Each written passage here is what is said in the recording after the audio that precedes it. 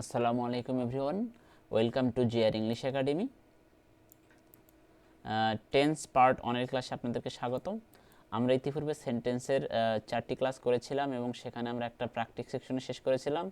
আজকে আমরা জানব টেন্স। টেন্স টেন্স ওকে, টেন্সের সংজ্ঞাটা একটু আমরা জেনে নিই। The tense is the time, অর্থাৎ টেন্স হলো সময় নির্দেশ করে। Okay, when the action is performed অর্থাৎ যখন কোনো কাজ করা হয়, অর্থাৎ ওয়াজ পারফর্মড কাজটি করা হয়েছিল, অর উইল বি পারফর্মড অর্থাৎ ভবিষ্যতে কাজটি করা হবে। অর্থাৎ আমরা বুঝলাম যে টেন্স মানে হচ্ছে সময় এবং এই সময়কে আমরা 3 ভাগে ভাগ করতে পারি। অর্থাৎ যেমন এখানে আমরা red the following sentences below, আমরা বাক্যগুলো পড়লে তাহলে বুঝতে পারবো। আই গো টু স্কুল, আমি স্কুলে যাই, এর বাংলা অর্থ হচ্ছে আমি স্কুলে যাই, এটা আমি বর্তমানে যাই, সেজন্য এটাকে আমরা বলবো প্রেজেন্ট টেন্স। দেন আমরা আরেকটি বাক্য পড়ি, আই ওয়েন্ট টু স্কুল, আমি স্কুলে গিয়েছিলাম, এটি অতীত নির্দেশক শব্দ, সেজন্য এটাকে আমরা বলবো পাস্ট টেন্স। দেন আমরা লিখবো, দেখতেছি I will go to school, আমি স্কুলে যাব, এটা হচ্ছে ফিউচার নির্দেশ করতেছে, এটাকে এই জন্য বলবো হচ্ছে ফিউচার টেন্স, ভবিষ্যৎ নির্দেশ করতেছে। তাহলে আমরা জানলাম যে একজন ব্যক্তির জীবন বা একজন ব্যক্তির কাজকে আমরা 3টা টেন্সে ভাগ করতে পারি, প্রেজেন্ট, পাস্ট অ্যান্ড ফিউচার। এছাড়া প্রতিটি টেন্সের আবার 4টি করে রূপ আছে, অর্থাৎ প্রেজেন্টকেও আমরা 4 ভাগে ভাগ করতে পারি, পাস্টকেও 4 ভাগে ভাগ করতে পারি এবং ফিউচারকেও আমরা 4 ভাগে ভাগ করতে পারি। যেমন এখানে বলা হচ্ছে যে প্রেজেন্ট টেন্স অর্থাৎ প্রেজেন্ট ইনডিফিনিট টেন্স, যার আরেকটি নাম হচ্ছে সিম্পল প্রেজেন্ট, যার বাংলা অর্থ হচ্ছে সাধারণ বর্তমান। আপাতত আমরা ক্লাসিফিকেশনটা জানি এবং এগুলো কিভাবে হয় এবং কিভাবে চিন্তা হয় এগুলো পরে বুঝবো। ওকে, দেন আমরা দেখতে পাচ্ছি প্রেজেন্ট কন্টিনিউয়াস টেন্স, অর্থাৎ চলমান বর্তমান, বর্তমানে কোনো কাজ চলতেছে এমন। দেন আমরা দেখতেছি পারফেক্ট, যার বাংলা অর্থ হচ্ছে পুরা গঠিত বর্তমান, এবং পারফেক্ট কন্টিনিউয়াস, যার অর্থ হচ্ছে কিছু সময় ধরে চলমান। অর্থাৎ এই যে পারফেক্ট কন্টিনিউয়াস আর এই যে কন্টিনিউয়াস দুটো একই বিষয়, জাস্ট এটার ভিতরে একটু পার্থক্য আছে, এই পার্থক্যটুকু আমরা দেখাবো।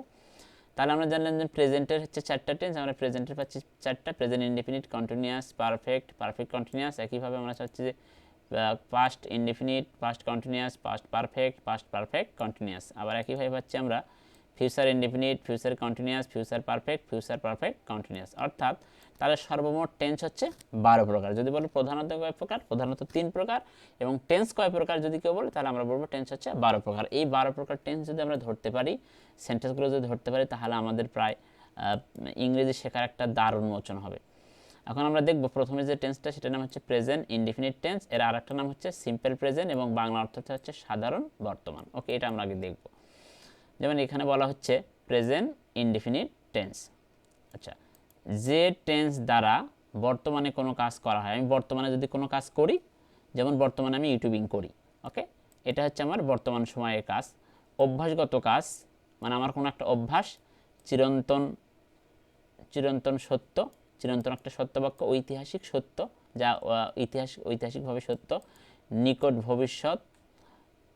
ভবিষ্যৎ, দেন হওয়া বা থাকা বোঝালে প্রেজেন্ট ইনডেফিনিট টেন্স হয়, বা তাকে প্রেজেন্ট ইনডেফিনিট টেন্স বলে। এই যে বাংলা কথাগুলো আমরা পড়লাম, এই বাংলা কথাগুলো আমরা এই যে ইংলিশ সেন্টেন্সগুলো দিয়ে একটু জাজ করবো, তাহলে আমরা বিষয়টি বুঝতে পারবো। যেমন এখানে বলা হচ্ছে আই লার্ন ইংলিশ, আমি ইংরেজি শিখি, এটি আমার বর্তমানের একটি কাজ।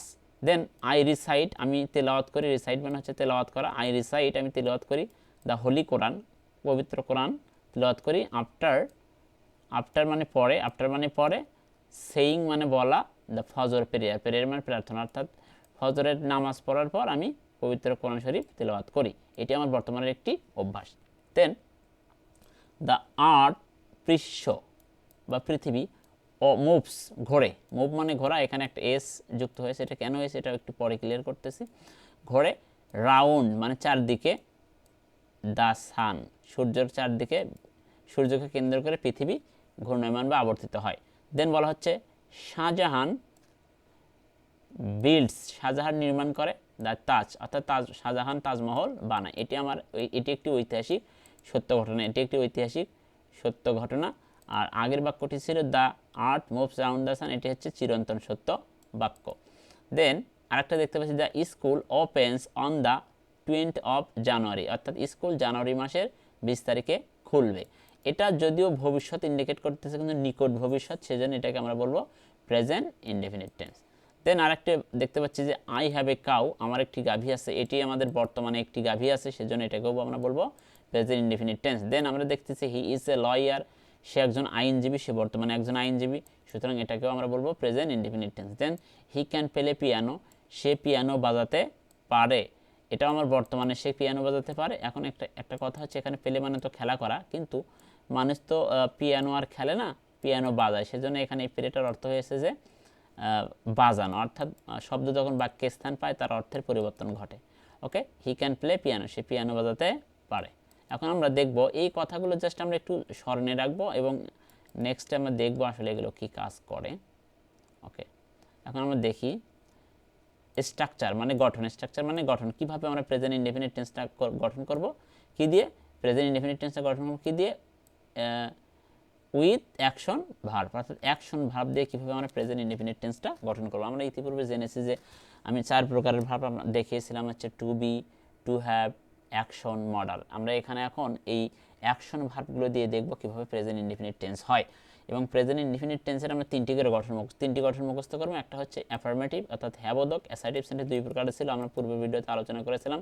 অ্যাসার্টিভ সেন্টেন্স ছিল 2 প্রকার, একটা হচ্ছে অ্যাফার্মেটিভ আর একটা হচ্ছে নেগেটিভ। আমরা এখানে দেখব যে প্রেজেন্ট ইনডেফিনিট টেন্সের অ্যাফার্মেটিভ, দেন প্রেজেন্ট ইনডেফিনিট টেন্সের নেগেটিভ, দেন আমরা প্রেজেন্ট ইনডেফিনিট টেন্সের ইন্টারোগেটিভ। অর্থাৎ প্রত্যেকটা টেন্সের আমরা এই সিকোয়েন্স ধরে আমরা সব কিছু শিখবো। অ্যাকশন ভার্ব দিয়ে আজকে শিখবো। অ্যাকশন ভার্ব দিয়ে প্রেজেন্ট ইনডেফিনিট টেন্স গঠন হবে, তখন আমাদের প্রথমে দিতে হবে সাবজেক্ট, দেন দিতে হবে ভার্ব,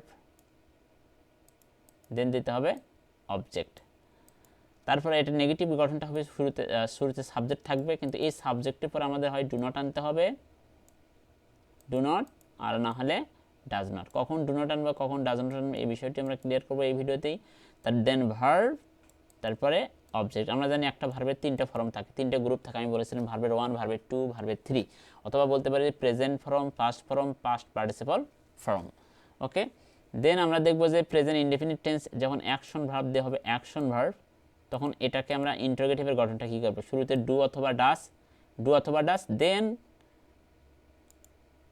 ডু অথবা ডাস নিয়ে সময় শুরুতে, দেন এই যে এই স্ট্রাকচারটা অর্থাৎ সাবজেক্ট ভার্ব অবজেক্ট, এই যে এখানে দেখতে পাচ্ছি subject, then verb, then object. এটা হচ্ছে আমাদের ইনডেফিনিটের প্রেজেন্ট ইনডেফিনিট টেন্সের অ্যাফার্মেটিভ, নেগেটিভ এবং ইন্টারোগেটিভের গঠন। এবং এই গঠনটি অবশ্যই মুখস্থ রাখতে হবে, আমাদের অবশ্যই মুখস্থ রাখতে হবে। এখন আমরা একটা দেখি, এখানে একটু বাক্য দেখি। যেমন এখানে আমরা দেখতে পাচ্ছি সাবজেক্ট হিসেবে আমরা কি বসে আই। আমি পূর্ব ভিডিওতে দেখেছিলাম আই হচ্ছে ফার্স্ট পারসন এবং সিঙ্গুলার নাম্বার, এবং আই হচ্ছে সাবজেক্টিভ ফর্মে থাকে, সে সবসময় একটা বাক্যের শুরুতে বসে। ওকে, আই মানে আমি, দেন একটা ভার্ব অ্যাকশন ভার্ব দেখতে পাচ্ছি লার্ন মানে হচ্ছে আসলে শেখা, তার মানে আমি শিখি, আর ইংলিশের অর্থ হচ্ছে ইংলিশ, আমি ইংলিশ শিখি বা ইংরেজি শিখি। কিন্তু আমি ইংরেজি শিখি আমরা এইভাবে অর্থটা না করে আমরা আগে সাবজেক্টের অর্থ ধরবো যে আমি, দেন আমরা অবজেক্টের অর্থ ধরবো ইংলিশ, তারপরে আমরা ধরবো লার্নের অর্থ অর্থাৎ শিখি। যেমন আমি ইংরেজি শিখি, অর্থাৎ এভাবে আমরা করব। এখন এটাকে যদি আমরা নেগেটিভ করতে চাই, মানে আমি ইংরেজি জাস্ট বলবো যে আমি ইংরেজি শিখি না, সেক্ষেত্রে আমরা কি করব, যে সাবজেক্টের পরে, এই যে সাবজেক্টের পরে আমরা কি দেবো, জাস্ট ডু নট অথবা ডাজ নট। এখন এখানে কেন ডু নট দিলাম, ডাজ নট দিলাম না কেন, এটা একটা বিষয় আছে, এটা আমরা একটু পরে দেখি। দেন লার্ন, দেন অবজেক্ট। এখন আমরা কিভাবে অর্থটা করব, যে আমি, দেন অবজেক্টের অর্থ নেব ইংরেজি, দেন শিখি, দেন না, অর্থাৎ ডু নটের ইংরেজি অর্থটা আমরা সব শেষে নেব এবং সব শেষে বসিয়ে দেবো, যে না আমি ইংরেজি শিখি না। এবং ইন্টারোগেটিভ করলে সেটা হবে যে ডু আই লার্ন ইংলিশ, শুরুতে আমাদের ডু অথবা ডাস থাকবে। কেন এখানে ডু আসলো ডাস আসলো না কেন, একটু পরে এটা ক্লিয়ার করবো ইনশাআল্লাহ। ডু আই লার্ন ইংলিশ, আমি কি ইংরেজি শিখি। এখন এই যে সিকোয়েন্সটা ধরে যতগুলো অ্যাকশন ভার্বদের প্রেজেন্ট ইনডেফিনিট টেন্স আছে, আমরা এই সিকোয়েন্সটা ধরে এই বাংলাগুলো করার চেষ্টা করব, তাহলে সে তার বাংলা হয়ে যাবে। যেমন এই বাক্যে বলা হচ্ছে আমি ইংরেজি শিখি, আমি ইংরেজি শিখি না, আমি কি ইংরেজি শিখি। তারপর আমরা দেখব যে you always help, you always help me. Always মানে সর্বদা, যেটি একটি অ্যাডভার্ব, আর এখানে এই যে ইউ হচ্ছে সাবজেক্ট, দেন হচ্ছে হেল্প হচ্ছে ভার্ব, মি হচ্ছে একটা অবজেক্ট ফার্স্ট পারসন, এই যে আই এর অবজেক্টিভ ফর্ম, এখানে আই শুরুতে বসেছে, এখানে মি কিন্তু শেষে বসেছে, ঠিক আছে। তাহলে তুমি সর্বদাই আমাকে সাহায্য করো, এটাকে নেগেটিভ করলে আমরা ইউ এর পরে জাস্ট একটা ডু নট দেবো, অলওয়েজ হেল্প মি, তুমি সর্বদাই আমাকে সাহায্য করো না। এবং ইন্টারোগেটিভ হবে do you always help me, তুমি কি সর্বদাই আমাকে সাহায্য করো। জাস্ট এই বাক্যটার আগে যখন এই বাক্যটার আগে যখন আমরা এখানে ডু ইউজ করছি তখন এটা হয়ে গেছে প্রেজেন্ট ইনডিফিনিটের ইন্টারোগেটিভ। ওকে, দেন হি ক্যাচেস ফিশ, ক্যাচ মানে ধরা, হি মানে সে।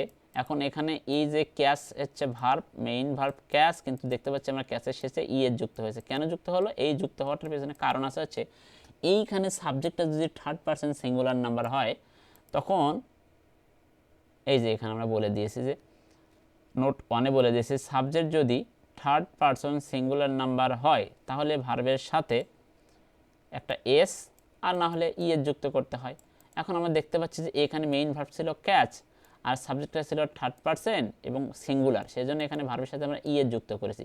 এখন সব ভার্বের শেষে থার্ড পারসন সিঙ্গুলার নাম্বার হয় এস হবে না হয় ই এস হবে।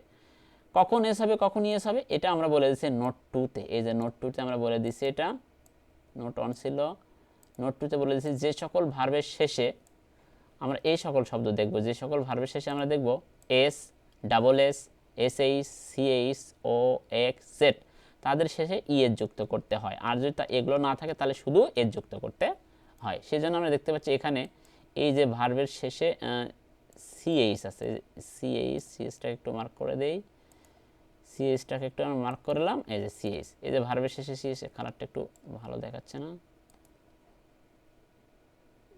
আচ্ছা এই যে ভার্বের শেষে এই ভার্বটার শেষে সিএইচ আছে এবং সাবজেক্টটা থার্ড পারসন সিঙ্গুলার নাম্বার, সেই জন্য এখানে আমরা ইএস বসাচ্ছি, অর্থাৎ হচ্ছে সি ক্যাচেস বা হি ক্যাচেস ফিশ, সে মাছ ধরে। এখন এটাকে নেগেটিভ করলে আমরা সাবজেক্টের পর হয় ডু নট দিতে হবে না ডাজ নট দিতে হবে। এখন কী দেবো?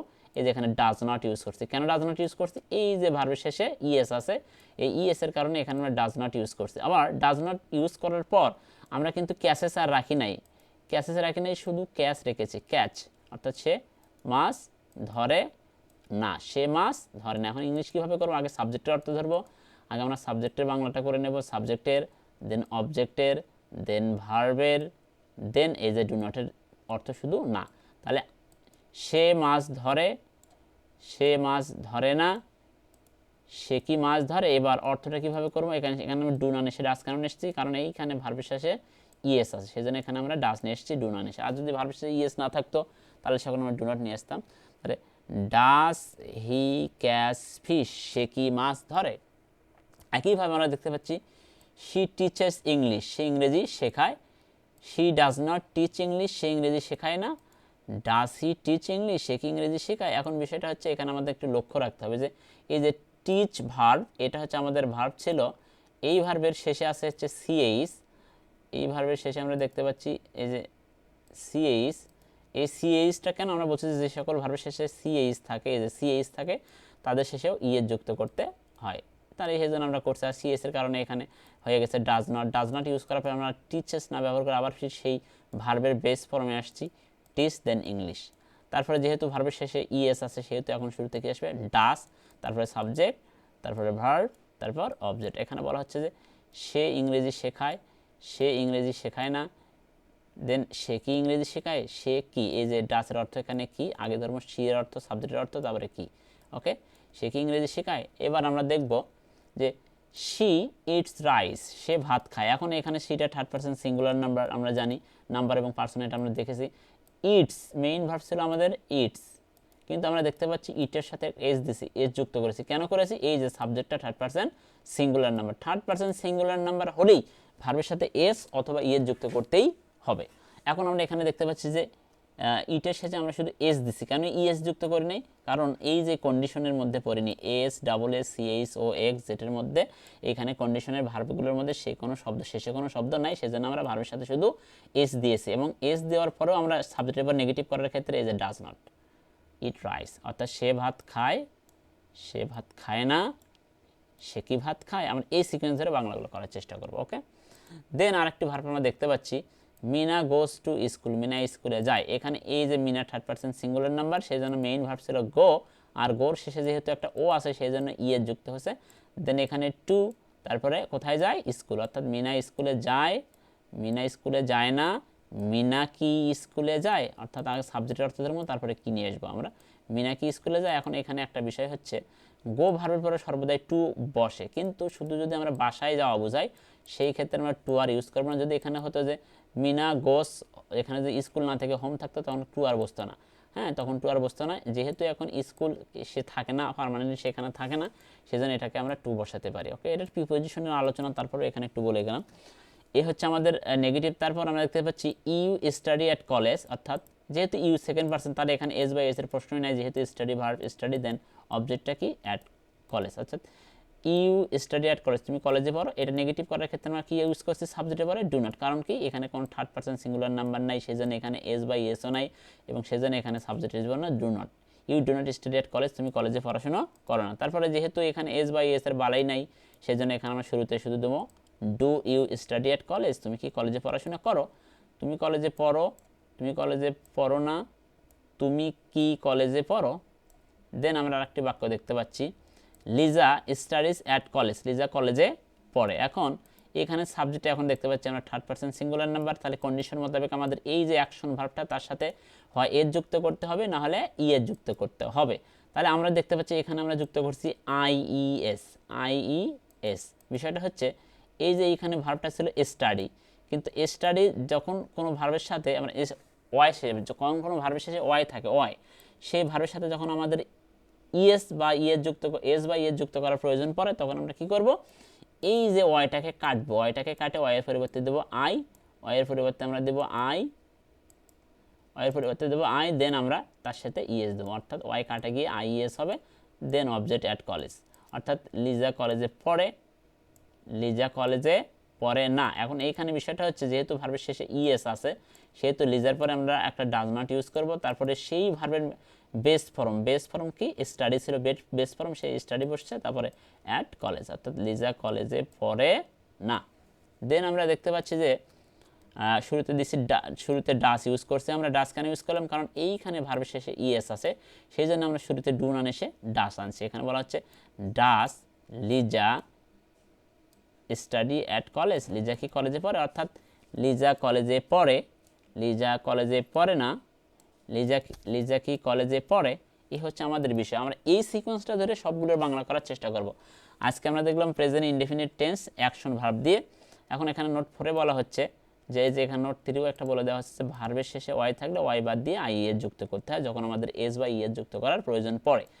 দেন একটা নোট 4 বলা হচ্ছে যে ভার্বের শেষে এস অথবা ইএস থাকলে নেগেটিভ করার ক্ষেত্রে ডু নট ইউজ হয় না, হয় এখানে আমাদের দিতে হবে